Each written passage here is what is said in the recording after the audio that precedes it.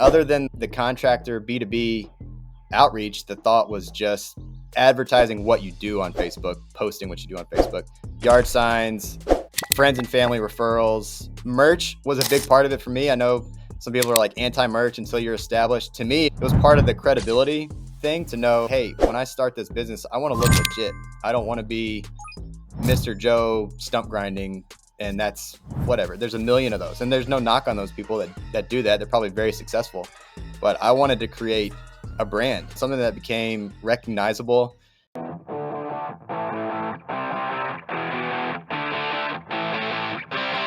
Welcome back to the OWNR OPS Podcast. I'm your host, Austin Gray, and this podcast, we talk all about starting and growing local service-based businesses. This week's guest is Mike Compton.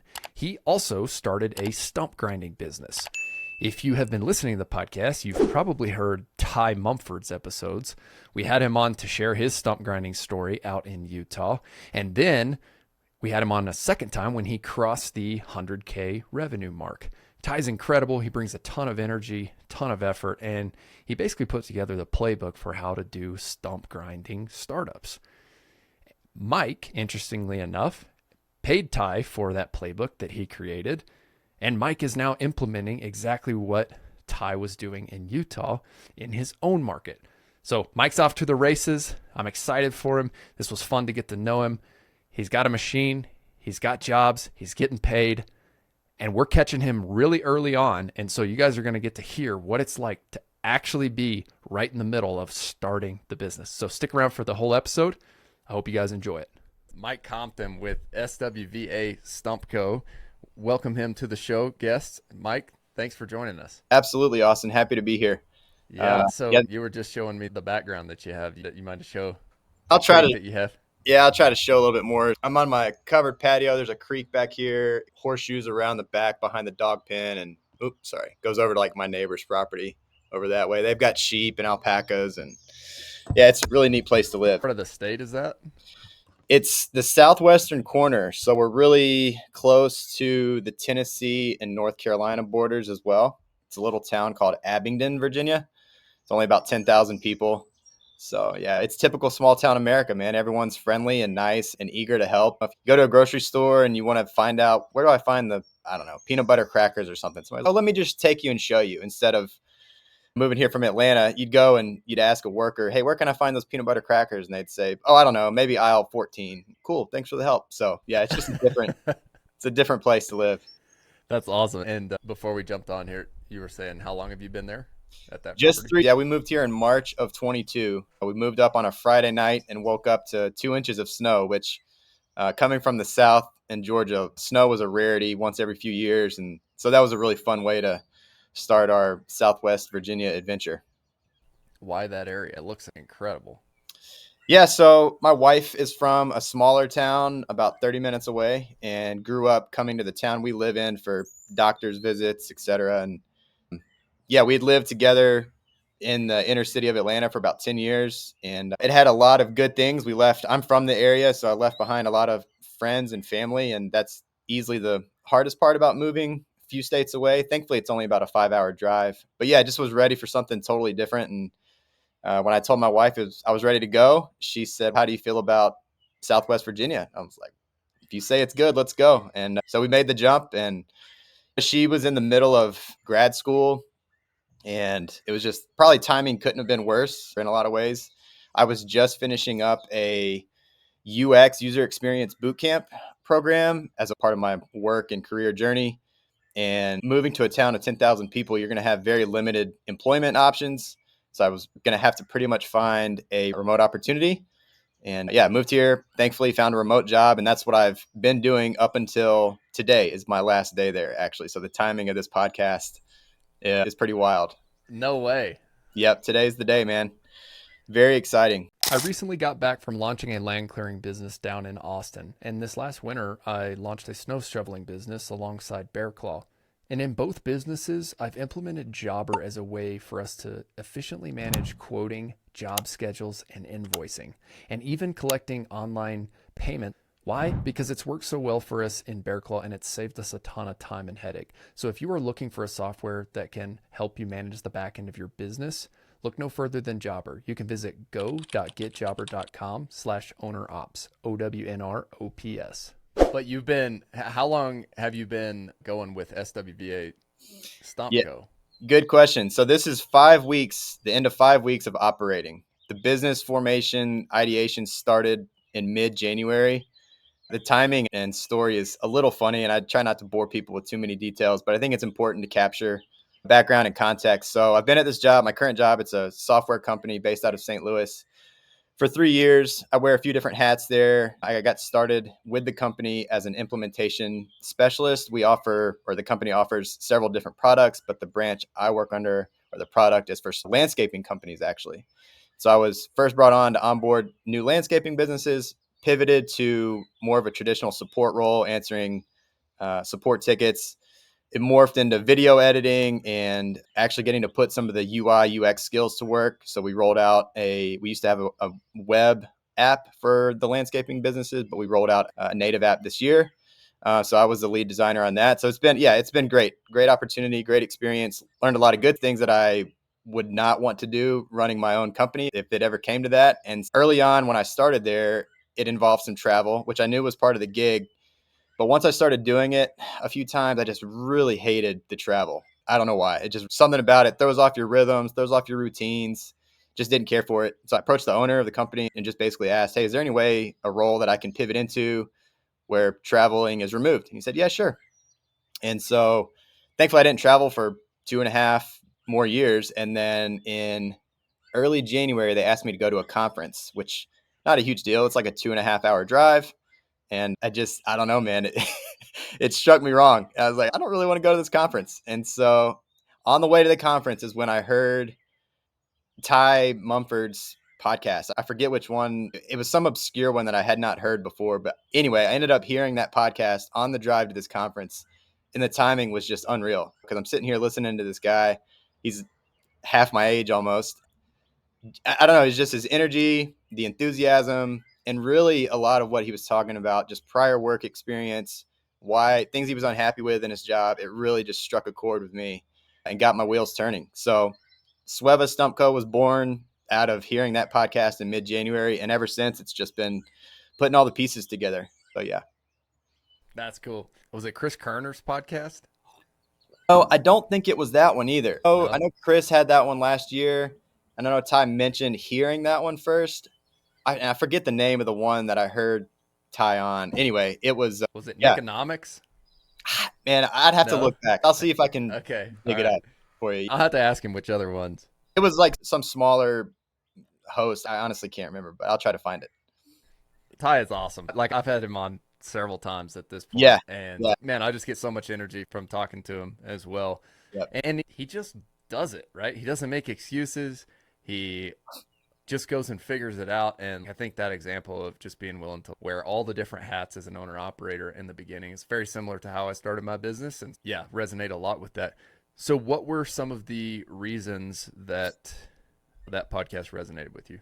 Oh man, that's a great question. Pretty much all my work before my current job at the software company for the past 3 years, everything else was manual, outside, physical work. And I think, let's see, 3 years ago, I was in my late 30s and trying to figure out, man, do I really want to keep doing this kind of work, physical hard work into my elder years? And I thought the answer was no. And it turns out the answer is yes. Because since we moved here, one of my biggest stress relievers would be going and fishing out like sticks and limbs that fall into the creek on the weekends. And I tell my wife, hey, I got to go. I got to be outside. And that's been hours. It's so mindless, but just so satisfying at the same time. Putting on the waders, fishing stuff out, throwing it in the big brush pile. It's just, I don't know, there's something therapeutic about it. And I really enjoyed it. And I think the rub for me was, so just to try to give a quick summary on some of my prior work, my very first job was with an event tent company building like the huge tents for weddings and conferences and stuff like that. And then I pivoted into construction, remodeling. I built pools for a summer, and that was probably the hardest physical work I'd ever done. Let me see. Then I spent a decade at the railroad. A lot of good experience, a lot of good stories from that. Great. It's a union job, so it comes with its pros and cons. Probably more cons than pros.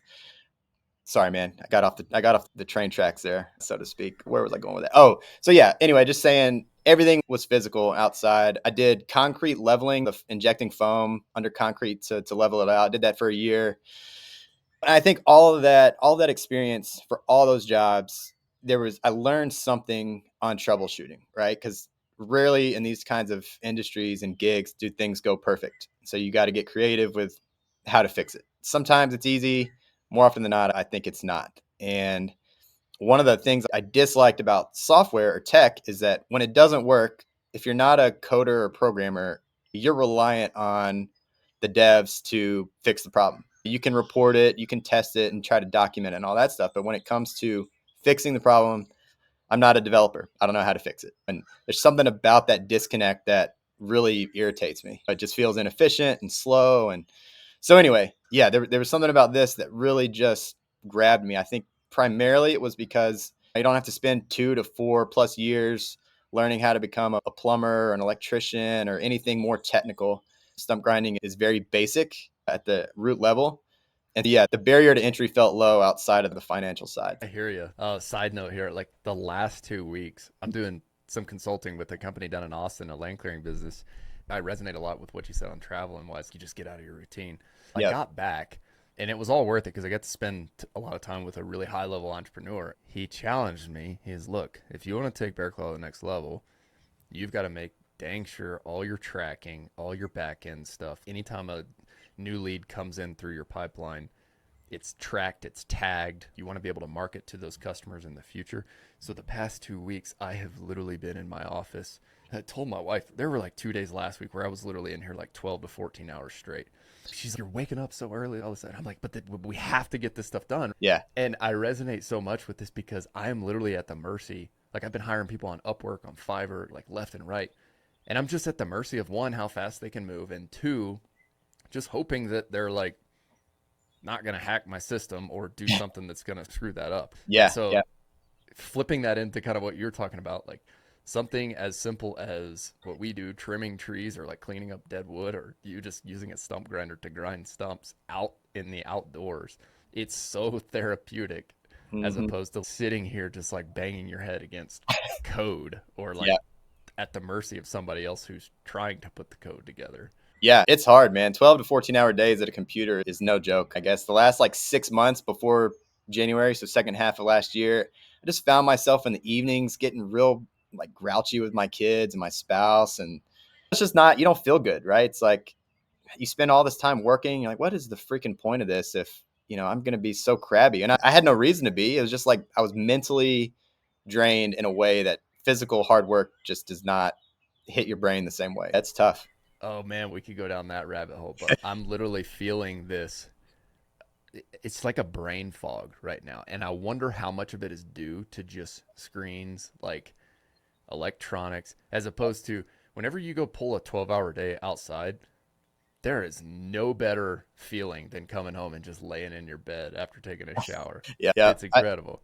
Yeah, that's how it was last Saturday. I had my biggest job yet last Saturday. It was 59 stumps for a big farm property on my same road, actually, which was very convenient. But yeah, 12 hours. And dude, I got home and I just had so much energy. Yeah, I was tired, but I was excited to see the kids and engage with them. Feel like I could be more present with my wife as well. And like you said, we had dinner and showered up and slept like a baby. So can't beat it. Let's jump into the business model here. So Yeah. take us back to the beginning. You decide to start the stump grinding business. Where do you start? Gosh, man. I've been following Ty and just engaging with his content, likes, replying, and he was always really good about responding. And I think he sent me a DM and just said, hey, man, tell me where you're located again. And so I told him, he was like, no pressure, but I've got this playbook. Thanks for engaging with the content.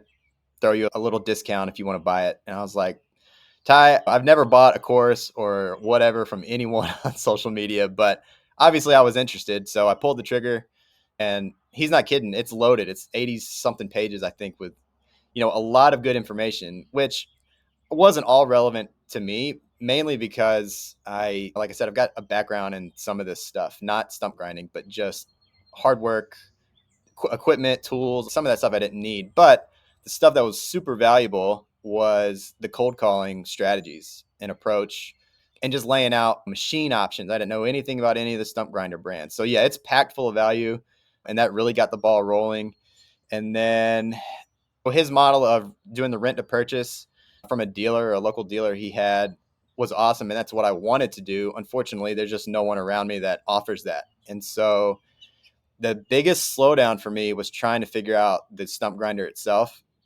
Around here, they were like $3,500 to $4,500 for a month, and just try it for a month and see how it goes. Or what I landed on was buying a used unit, and I felt like it bought me a longer runway to test it out. In the event it doesn't work and I end up having to sell the machine, the thought was I could probably resell it for the difference of what I would have paid for a 1-month rental.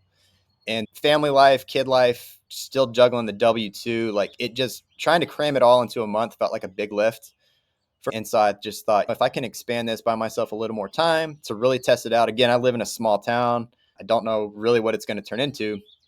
And so that's what I landed on. And so then it was finding the right machine and traveling to test it out and see it. The guy that I ended up buying from lives about 3 hours away. It was a big weekend to go, drive down, test it out, see it, decide I want to do it. Then it's figuring out the financing side. That was a big slowdown.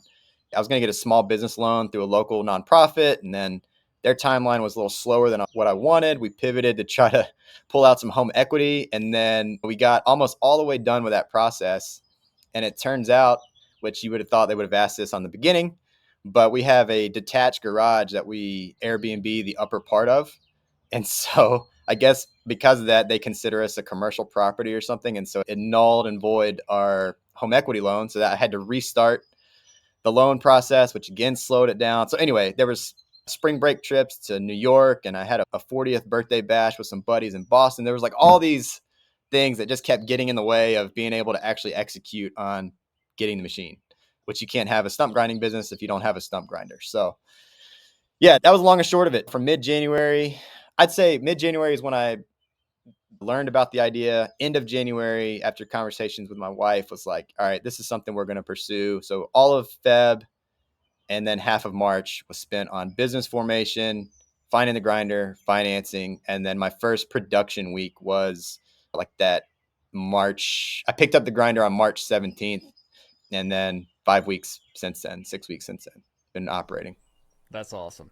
So Yeah. did you opt to buy the machine first, or did you reach out to other contractors in the area first to gauge demand? I've probably done all the things all the business guys would tell you not to do. I did the merch, had the website, had all the socials, LLC, bought the grinder before reaching out to any contractors. And so all of my business so far for the first 5 to 6 weeks, I think I've reached out to like 2 contractors. I've gotten 3 jobs from them so far. The rest has all been organic, yard signs, Google, friends, neighbors.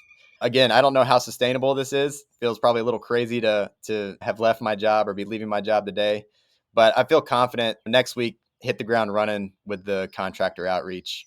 And I feel like that's going to go relatively well. There are a few big name tree companies in the area, and then there's a bunch of small guys. And so my initial strategy is going to try to get in with the small guys first and just try to see where that goes before I hit up the big guys. Just scrolling their socials, I see a lot of them have stump grinders already, those bigger companies I mentioned, which I know does not mean that they won't have opportunities for me. It could be a little bit longer to get those balls rolling. So anyway, that's the strategy for next week. Hit the ground running with the contractor outreach and just hope and pray that the organic stuff keeps coming in. Awesome. First paid job was on Saturday, March 22nd, and it was a neighbor of one of our friends. So some of our friends hired me or asked me to take care of 4 stumps for them, and they said, hey, our neighbor's got 10 or 12 that these other companies say they can't do. And being new and eager for business, I'm like, I'm happy to take a look and see what's going on. And once I got there, I realized why other companies didn't want to do it. The majority of the stumps were behind this rear backyard fence line. And around the edges of that fence line, it was so tight. It was, 20 something inches, which is definitely not big enough. It, coupled with a grade, you couldn't get your machine back there. And so I'm thinking the only way this is possible is to take some of their fence paneling down. And if they don't want to do that, then yeah, I'm not going to do the job either. But they were open to it.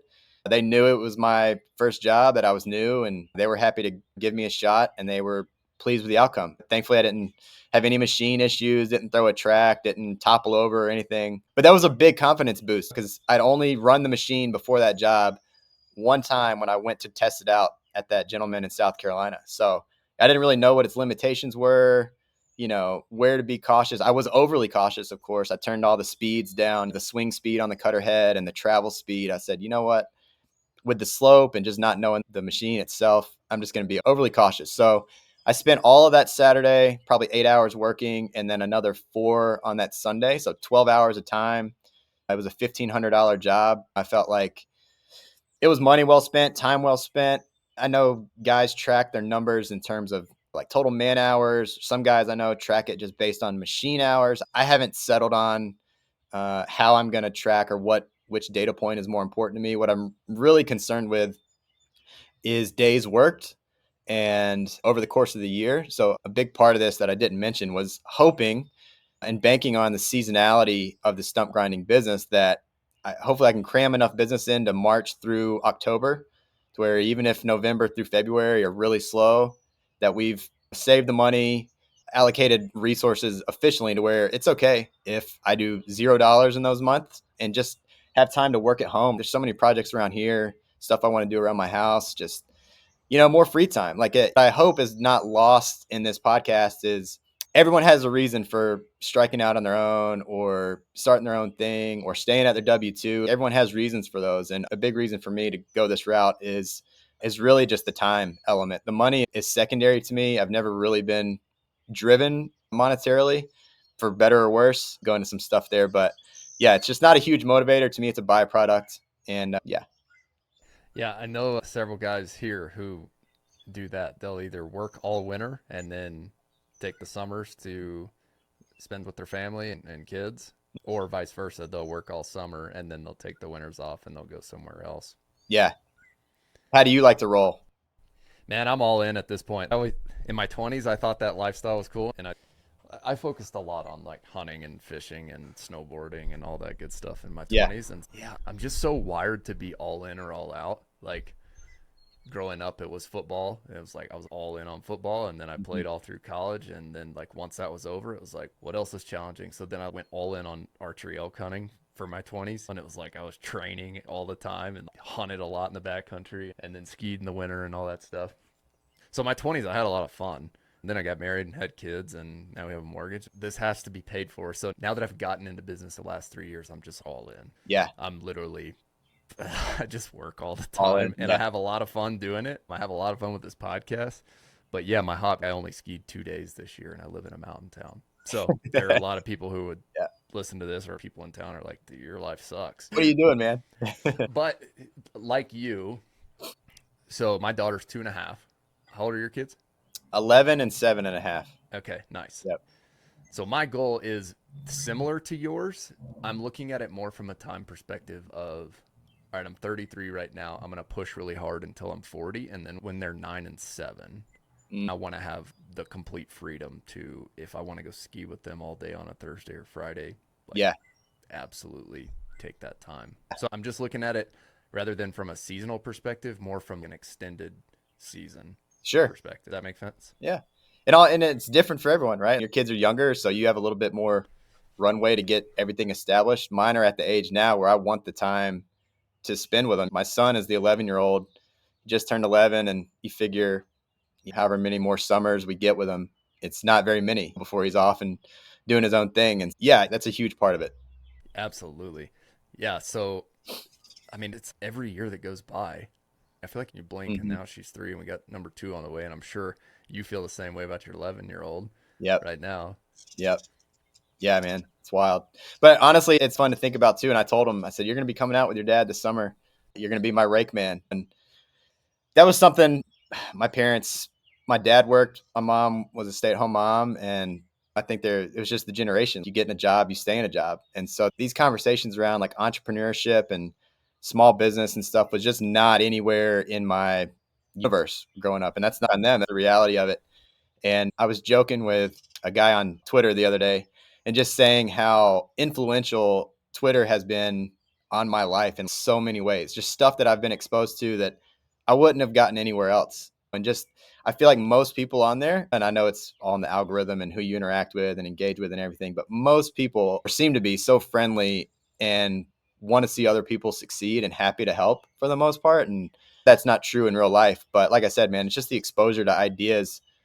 The trajectory of my life over the last or moving forward has been completely altered from over 4 months ago. And it's unreal what you can tap into or find. This same idea, like I know there's guys painting parking lots and doing concrete repair and all kinds of stuff that good for them. However they got into it, that's awesome. Those things don't sound remotely fun to me. But there was something about stump grinding that was like, hey man, I don't know how to run the machine. I'm confident I can figure that out in a month or two. Everything else about the business, I feel 100% ready to rock and roll on. I know certain people are born with more confidence just innately. For me, it comes from experience and having the receipts. I've spent, like I said, most of my adult working life working hard, physically hard. So there was nothing about this that intimidated me, or now that I've been doing it for 5 weeks that I'm like, maybe I shouldn't have done this. It feels right. It's funny. I had a pretty good job yesterday with this couple, super nice. They're like an hour away. And I got the job from a yard sign I placed when I was going to quote another job out that way like a month ago. It's just funny how you talk about SEO this, and not that it's not important. I'm striving to get my SEO better, my website better, but it all came from a yard sign. And they were probably the best review I've gotten. The guy just super complimentary, left me an incredible review last night. And it was all about the intangibles, right? The communication, timeliness, saying what you're going to do, just fair. There was one stump on his property that when I first went to look at it, I told him, I said, I really don't know. It was on this real side slope and it was hanging over like this. And I just didn't know if I could get to it or not. When I got there yesterday, I realized, that's not going to work. He had 3 extra little stumps that were not part of the original estimate. I went ahead and knocked them out. There was no conversation. It took me 20 extra minutes. And then later on, once he realized what I had done, he said, hey, thanks for knocking out those 3 extra stumps. I said, hey, no problem. I couldn't handle that big one that we were unsure about. Just figured it was an even swap. And he's like, yeah, sounds great. And I don't know that inherently I would have known that without, like I said, all the experience, all these other jobs of dealing with people and providing some kind of service and troubleshooting. I would have probably just left it at, I can't do it. And that would have been it. But yeah, the experience, and that's where I say like the receipts, like that gave me the confidence to know I can be an owner operator. I know how to do everything else. I just have to learn the grinding game. So very appealing. Striker Digital specializes in SEO services specifically for local service businesses. Bodie and Andy, the 2 co-founders, have helped me get Bear Claw Land Services to the #1 search result on Google inside my state for my specific search term. If you want to learn more, visit strikerdigital.com. That's STRYKER-digital.com. What was your thoughts around, so you mentioned you got your first job from, was that a friend or family? It was a neighbor of one of our friends. Okay. Yep. So you mentioned yard signs. Yep. A lot of people will reach out and ask, hey, I want to do this, or I want to do X, Y, and Z business. I just don't know how to go get the first jobs. How did you think about that?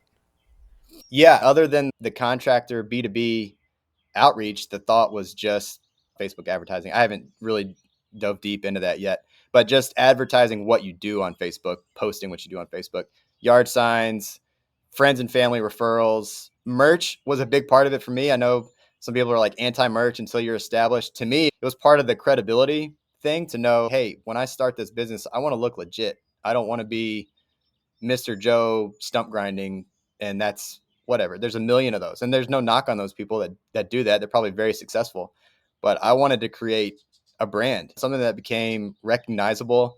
It's funny. I sent a poll when I was starting to think about this and what to name it. I sent a poll out to friends and family. I think I got, 15 to 20 replies on, hey, here are like 5 names. What do you think?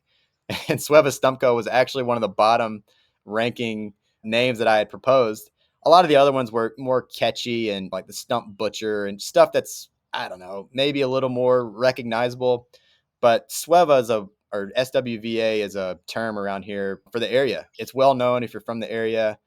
I felt like even though it's Stump Co and not stump grinding, the logo is a saw blade, which whatever. Some guys are like, it's not a saw, it's a grinding wheel. But whatever. It should convey what we do. And yeah, like I said, I just wanted the merch because I felt like you're a walking billboard. The back has what we do, where we do it. Yeah, I've had people stop me at a gas station and say, "Hey, do you have any business cards?" Just because I'm wearing the hat or I've got the hoodie on. And so, yeah, I just really was banking on your question of how to get customers.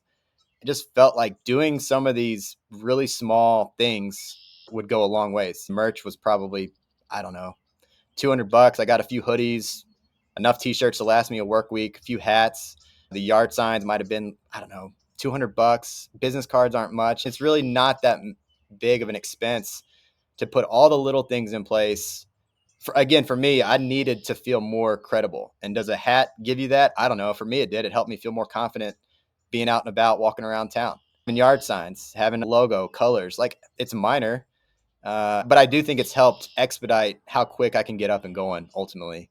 And then the rest, now that I've gotten some reviews on Facebook and Google, when I go to reach out to these contractors, I feel like it just helps my legitimacy a little bit more. So again, it's kind of the opposite of Ty's playbook and probably how traditional business guys would say to go about this. But really, why you invited me to come on the podcast, I really wanted to shed light to other guys that are wanting to do stump grinding or anything else. That I know that the common phrase now is you can just do things. And I don't know who started that or where it came from, but that really resonated with me. And I want to drive that home for anyone else thinking about doing whatever. Just start. If you have a little bit of extra funds to buy some hats and a t-shirt to start your thing, do it. You could sit here and analyze all day. Oh, should I spend $400 on this or should I put it to X, Y, and Z? I don't know. Maybe it works, maybe it doesn't. But in the big scheme of things, you just got to pull the trigger and make it happen. I love it. I love that so much. Just start. That's exactly what a lot of people need to hear. I Yeah. feel like there are so many just spreadsheet analyzers, like pencil pushers. And dude, I remember one time, because we have some stump grinding stuff here. We don't do a ton of it, but we'll do it on our fire mitigation. But we had a guy early on ask me to do some stumps, and I posted about it. This is like several years ago, and some guy was like, "Did you track your like what was the maintenance percentage and like how many specific hours were you on?" I'm like, "I don't know. It was like a $300 job and I was there for 10 minutes." I'm not tracking that in the early days. I'm just trying to move fast and get things done and build a good reputation and do good work for people. Yep. And it's very similar to you. It's like the hat, the shirt, the sweatshirt. Dude, for the last 3 days, my wife makes fun of me all the time. She's like, "All you ever wear is your shirts." And I'm like, it's because it's free advertising, right? Like when Yep. you walk to the gym or when you walk in the grocery store, I can't tell you how many times people have come up in the back of the line at the grocery store and been like, "Hey, do you have a card?" Very similar to what you're saying at the gas Yep. station. Yeah. Um, It's unreal. I know they get sick of us wearing this stuff, but hey, man, until there's enough business that I don't have to wear it anymore, you can get used to it. I'm 3 years in and it's not there yet. Oh, man. Not giving me too much hope here, Austin.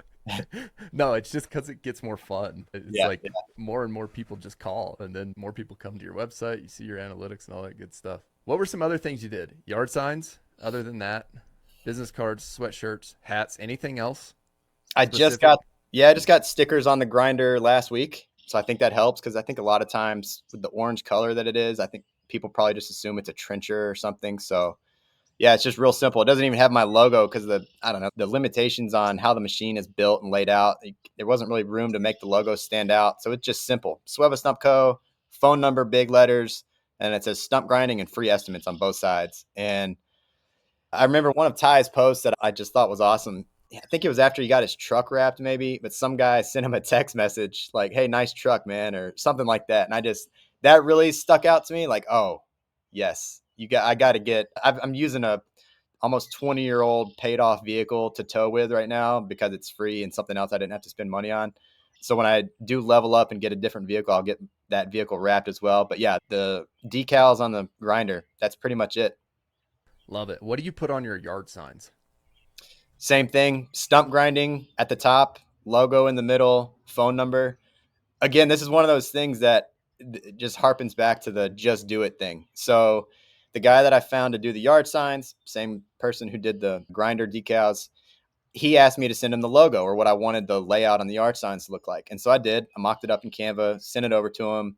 And they turned out that the text is too small. He took what I had done. I sent him the vector file. He put it on the sign. I got him. I was like, man, this kind of stinks. The text isn't big enough. It's a black background, just like my logo on the yard sign with white text, but the size of the font is too small. And so I was like, you know what? I ordered the first round of 50 just to see how this thing went. And I know next time that I'm going to change the layout. I want the number bigger. I want the stump grinding bigger. I might even remove the logo. I don't know that I'm going to even include it. But yeah, again, it was $300. 50 yard signs gets me in the game. Most of my work, the majority of my work has been yard signs, even though they're not perfect. So you live and you learn. I love it. Yep. Make it that much better on the next round. Yeah, exactly. And that's what I did, that UX boot camp before I started the software job. And that's a big part of most modern software development is speed and iteration. Make mistakes, push it out, tweak what you need to tweak, and just redo it over and over again. And it was the same way for my business cards. First round of business cards, I hated. It was like a glossy finish, which I was not expecting. The text was too small. That was $30. I threw those in the trash and started over. So anyway, yeah, you can just, the faster you try stuff, the faster you get feedback from the market or your customers, and you can tweak whatever you need to tweak. It's such good advice. And listeners, please hear him out on this because, yeah, I just think like more people need to hear that. Just move fast, try things. Who cares if it breaks? You just learn from it. Yep. I don't know how you think about this, but I'm not afraid to make a mistake once because I consider that a learning lesson. If I make the mistake twice, then that's on me. But if it's first, it's just a learning lesson. And if the more learning lessons we have, the better we get on round 2. Yep. Couldn't agree more. Yeah. Dude, you want to talk about mistakes? I'd say go fast with business stuff. Maybe don't go fast with grinder and get yourself in a spot where you end up throwing a track and toppling the thing over, and yeah, just rough. But hey, man, yeah, I'll take it there. I made some mistakes so far. I was doing a job, big job. This woman had a huge blowover. It was on a serious slope. I was probably 80% through it, feeling good. And I'm going downhill and I go to turn because I need to get at a different angle. When I turned, I was on so much mulch and wood chips that track popped right off. And I'm like, oh my gosh, what the heck am I going to do? I didn't even know that I had the tools to fix it, didn't know how to fix it. So I'm sitting there, I'm thinking, all right, I know I got to get this thing elevated or jacked up on this one side. Don't have a jack or anything with me. I know you can use the grinder wheel and the push blade to get yourself some leverage.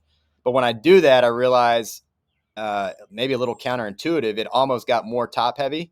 And so I was worried that it was going to flip. And I used my truck. I backed my truck down. So I'm like probably 30 feet down this grade. And I parked my truck like up here. And I used some ratchet straps just to hold the grinder up while I can try to figure out how to get the track on. And it sits like this for 3 hours because I don't have the tools I need. So thankfully the homeowner was super nice and they were already out and about. And I just sent them a text message. I said, hey, can you get me I think it's a 1 3/4 size socket to work on the track. And the time that I sent that text before they got back, down goes the machine. One of those ratchet straps broke and it just toppled right over. And I'm thinking this whole business is about to go down the tubes because everything I had read was, man, if you topple a grinder, it can be really bad, repairs and just damage. So I'm thinking it's like my second week operating, right? So I've thrown a track, I know how to fix it. I've now toppled the machine like 30 feet down this grade. No idea how I'm going to get it up. And found a recovery company. They came, they got it upright, towed it up the hill. We got it on the trailer, got it home, fixed the track in the comfort of your garage with all the tools. It's not a hard thing to fix. Probably took me 10 minutes. And thank God that there was no permanent damage. Just honestly, I think landing on it was such a huge pile of chips. I think that's what saved me. It has not been easy. It's been enjoyable, but the machine issues have been serious, like way more than I expected. I ended up getting a crack in the frame. I don't know. I've talked to a few people on ideas of how it happened or why it happened, and nobody knows. Thankfully, I've got a guy who lives down the street, super nice dude. I texted him when I realized it was cracked, and I said, hey, do you know any reputable welders? And he said, hey, I weld. He had it fixed and repaired the next day, which this was 2 weeks ago. And so that enabled me, that quick turnaround, 24 hours. He had me back up and running. I didn't have to change schedules. It was just a godsend. So yeah, go fast, figure stuff out, maybe be a little more cautious when you're starting some kind of work that you're unfamiliar with. Maybe you don't lose a track and you don't topple over. But again, now I look back and I laugh, man, what a fun and crazy first month of operating. And hopefully I don't have any more machine issues, but I know that's probably a little naive to think. Yeah, I'm glad your machine is all right because that could have been bad. Yeah, there's no business without the grinder. How much was your machine? Good question. I got quotes from a somewhat local dealer. The same spec machine that I have was 73K new. So that was a little out of the question for what I wanted to spend. I bought a 1-year-old used machine, had about 370 hours on it, and it was 53K. Got to save a good little bit there buying used. 53,000 with 300 hours on it. Yep. And that was off. Where'd you find that? Facebook Found it on Marketplace? Facebook. Yep. Found it on Facebook. This guy had posted it, and I think within 10 minutes, I'd sent him a message. Hey, I'm interested. Here's where I live. When can I come see it, basically? And so we worked it out. Super nice guy. When all this stuff has been going on with the machine, I've been texting him pictures, and it's become real friendly banter at this point. He's become a good pal. Yeah, super helpful. Facebook, I think in these small towns, I don't know how big, I know you said you live in a mountain town, 10,000 people, Facebook drives almost everything around here. And even though I didn't find it locally, it just seems small communities gravitate towards Facebook Marketplace and posting, looking for recommendations and stuff like that. So if you're in a small area, do not forget Facebook for this type of stuff. Yeah, especially. And that's just where primarily the 45 to 65-year-old people hang out. Yeah. And they're the people who are paying. Yep. That's right. The Gen Z on TikTok, they're not buying, I'll tell you that. Our social media, we already create all this stuff, and so I just have them repurposed, but I don't put any effort into focusing on it. Yeah. I don't know. Everybody's got different perspectives. I think it's for local service. I don't know. Some of you listeners, you might bash me on this, and somebody prove me wrong on this and tell me why we should allocate time to TikTok. I just don't think there are any buyers on there. Like all the buyers are on Facebook. Agreed. Yeah, Facebook, it's funny, man, because I haven't had Facebook or Instagram in 10 years. It's only been X. And I really have no desire to be a content creator. It uses energy that I'd rather spend elsewhere, but I just know it's part of the game. It's part of finding business, keeping business, growing business.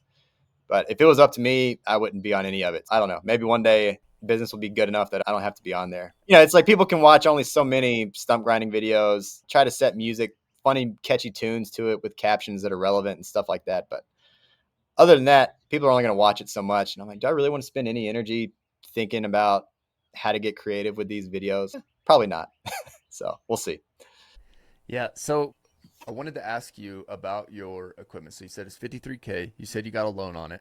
Mm-hmm. For listeners, Ty mentioned this in his episode. He broke down like what his monthly payments were versus what he could have rented for. So can you remind us, and you may have mentioned this earlier, but where did you get your financing from? Was it a local bank? Yep. Got it with a local bank. And what were the terms of that? Oh, gosh. 5 years, 3 years, 7 years? I think it's 7 years at maybe 7.5%. There's no prepayment penalties or anything. Nice. My wife, once we see how this thing's going to go, like I want to pay it off ASAP. I think that monthly payment on the node is about $1,000 for the grinder. It's another maybe $150 for the trailer. So I have a 7x14 tilt deck trailer. Man, you want to talk about getting lost in the analysis or paralysis by analysis. The trailer hunt is just, I spent too much time thinking through the trailers, and I don't know that I made the right decision. There's been a few jobs where I'm like, it'd be very nice to have a dump trailer. Yeah. But it is what it is at this point. If I need that next season, I'll pivot. But for now, it's just a tilt deck. I can haul the grinder easily. I throw a couple pieces of plywood on the back end of the trailer behind the grinder, and I found it's been a big hit with clients. Some of the reviews I've gotten have been, Mike was very conscious about not tearing up our lawn. I haven't really run too many tracked machines before, but when I was doing a test run for some neighbors, like the first week I had it before that paid job, it was raining that night. I didn't completely destroy their lawn, but it was enough to where I said, oh, okay, I've got to be very conscious about whose yard I go into, how I run the machine when I'm in a super soft grass, or if it's obvious that they care about their lawn.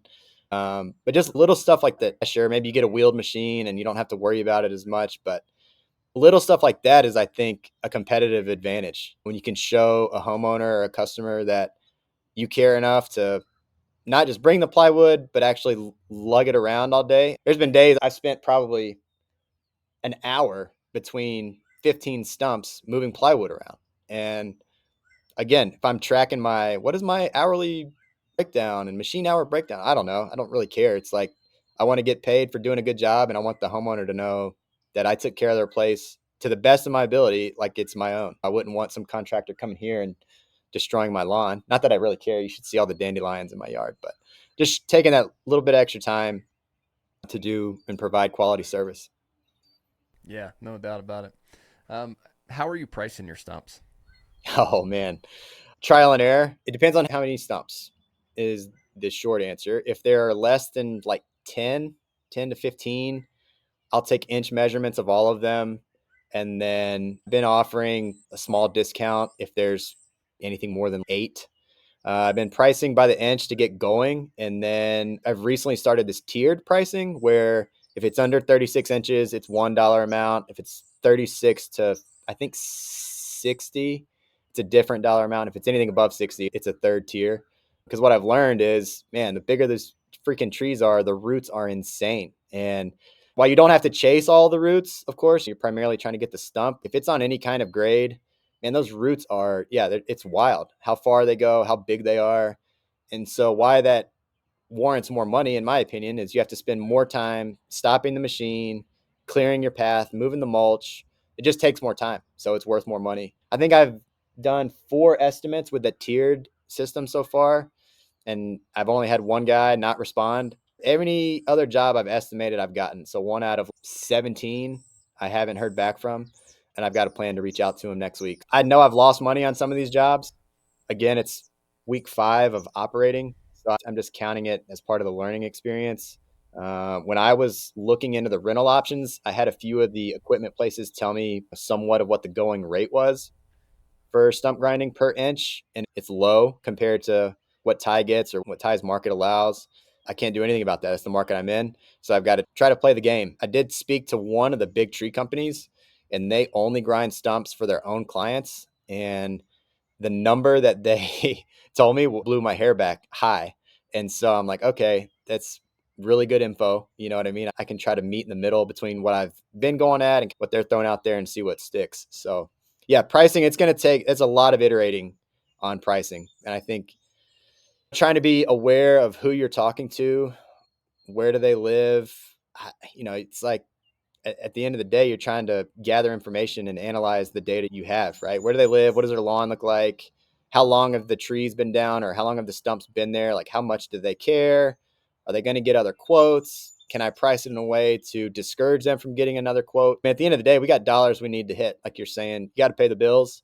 But as long as I can do that and still feel good about the product or the service I'm providing, to where I'm not undercutting myself too hard, it's okay if I take a little less on some jobs. So yeah, doing that dance, it's a work in progress. Yeah, for sure. You mentioned the job that you did 59 stumps. What was the total price tag on that job? Oh man, so it originally was 40 stumps, and I priced them at $50 per stump because I was not going to measure 40 stumps. So I just took an average. There were probably 6 that were what I consider big, anything over 48 inches. The rest were less than 18 inches, and then there were a few in that middle range. And so I just felt like $50 per stump felt fair. The fact that the property was close to me, it's on my road, a very short drive to get there. I knew once the machine was unloaded, I could just rock and roll. Didn't even have to move plywood. It's a farm property. So basically, the guy wanted these stumps cleared out to make his bush hogging easier. And yeah, all those factors went into that rate. And honestly, looking back, I'm thinking if I have another job like this come up again, how would I price it? Would I do it any different? And I might. For someone that owns 100 plus acres, if they're going to need stump grinding in the future, I want them to feel like not only did the service exceed their expectations, but the price was such that they could justify hiring me again. So 40 stumps to begin with, $50 a stump. The day of, it turned into 44 stumps. So that same $50 per stump increment, I was going to keep going. And then as I was working through the day, he kept coming around and marking other stumps with these like little white plastic fence posts or something. So it ended up with 59 stumps, and ended up giving him a slight discount for adding on more. So the total came out to $28.50 for 59 stumps, 12 man hours. I think it was 8 machine hours. So that's 8 machine hours is roughly 20 to 30 bucks in diesel. Fuel was negligible because it's less than 5 minutes down the road. Didn't pack lunch. So that's a sweet gig right there. And I hope to get more of those, but I don't know how often those will come around. And you slept good that night, huh? Oh man, like a baby. Yeah. Yeah. Yep. That's awesome. Yep. That's so great. This episode is brought to you by Dialed In Bookkeeping. Ben and his team provide bookkeeping services, job costing reports, and accurate financial information for the home services industry. If you're looking to keep your books up to date, visit dialedinbookkeeping.com/OWNR OPS. When you use this specific landing page, you'll get your first 3 months 50% off. Yeah, I think that's something that I don't know who all the viewers are or listeners are, but stump grinding is, if you don't have a secondary machine to scoop the mulch or push the mulch around, like you better put your big boy pants on, because if you're dealing with anything that's not just straight wood chips, you're going to be using some muscles. There's been days I'm like, man, this is harder than I thought it was going to be. Because you watch the videos and you're like, oh yeah, that machine's doing all the work. You see a time-lapse video of a 30-minute stump condensed to 30 seconds, and you realize what all really goes into that 30-minute stump. Tell us more about that before we wrap up here. Why is it harder than you thought? Really, you have to move the mulch, at least with the machine I have. It's a 50 horsepower unit. It doesn't have the deepest cutting depth. So if you get on any kind of grade and then your grinder wheel's up here and you're grinding this stump, to be able to get down deep enough, you're going to have to constantly be moving the mulch that's compiling under your tracks or your wheels in the front. And sometimes you have space to just work your way around the stump, which can make your life easier. But again, the angles change. And so, yeah, there's a lot of stopping and raking and moving mulch and wood chips, and 1 or 2 stumps, whatever. But you do it all day, 8 to 12 hours. Like, it's hard. I've had one lady who asked me the same day it was not part of the estimate. She asked me if I could move the remaining mulch and put it at some dump spot in the back of her property. Each wheelbarrow load was like 100 yards total, I calculated. I think I ended up doing 10 of those loads. It wasn't part of the deal. She nice as could be. I didn't charge her any extra. I just ate that one and changed the language in my estimates now. Like, any work requested same day that's not part of this estimate will be charged X percentage on top of the estimate. Again, you just learn. I wasn't happy doing it, but whatever. Got a little more steps in. Yeah, she was pleased. You can always find the positive, right? Hey, man, we try to. There's too much to be negative about in the world, and trying to be positive about all this stuff is the only way to keep the train on the tracks. That's right. Hopefully you get your son out there with you this summer, and he can help you out with some of the raking. That's right, man. Put some muscles on his little skinny body. Yeah, definitely. Man, I always worked with my dad in the summers, starting in 7th grade, and those are some of the best memories of my life. Yeah, I bet you have a ton of memories, and you learn the value of doing stuff when it's hot and you're sweaty and you're dirty, and yeah, just got to push through sometimes. Absolutely. Yeah, those values still live in me today, and I just saw an example of some guy who was showing up every single day, no matter if it was 105 degrees outside, never made excuses. He was always there. He always took care of the customer. And yeah, I think that's going to be a really cool experience for your son. Thank you, man. Yeah, me too. That's the hope. Cool. Hey, Mike, it's been great to have you on. What else would you like to share with listeners before we wrap up? Thanks for having me, Austin. I really appreciate it. First time I've been on a podcast or invited to do anything like this. So yeah, I appreciate the opportunity. Yeah, first off, I just want to say, if anyone has questions, you can find me on Twitter. My handle is @ebikemikeva. Whatever, shoot me any questions you have about stump grinding or honestly anything. Like, I'm an open book, been through a lot in life. I'm 40 years old, starting this in my 40s.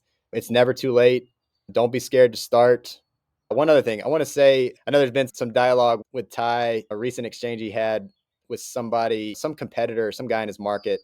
He got some pushback, and it seemed like there was a little bit of an accusation that he's not generous with his time. And I just want to say, Ty has been very generous with his time with me. When I was having the machine issues, Ty sent me a text personally, just checking in, seeing how I was doing.